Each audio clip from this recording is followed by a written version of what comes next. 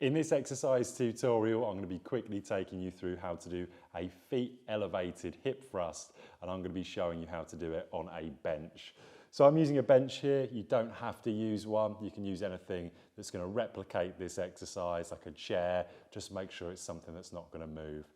Alternatively, I'm not using a mat here for my back, but you can absolutely use one should you want to for general comfort on this exercise.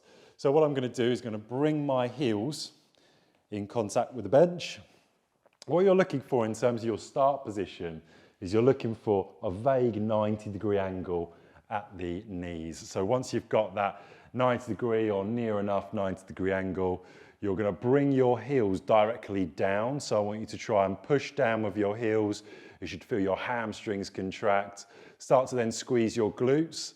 And before you come up, you should feel those hamstrings and glutes squeezed. And then you're going to bring your hips directly up. Try and get that nice diagonal line from all the way from your knees to your shoulders. And slowly back down under control. So contracting the hamstrings, then contract your glutes. As I come up, I contract my core as well. That nice diagonal line from knees all the way to shoulders, slowly back down. So I've got my hands by my sides here. I could have them outstretched. I could have them like so. Doesn't really matter with your hand position. What more matters is contracting the right muscles.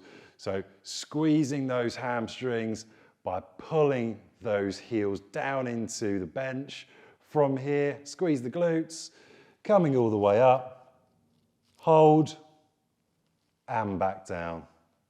Once you've repeated this for your desired amount of sets and repetitions, that would be this exercise done, and you would have completed your heel elevated or feet elevated hip thrusts.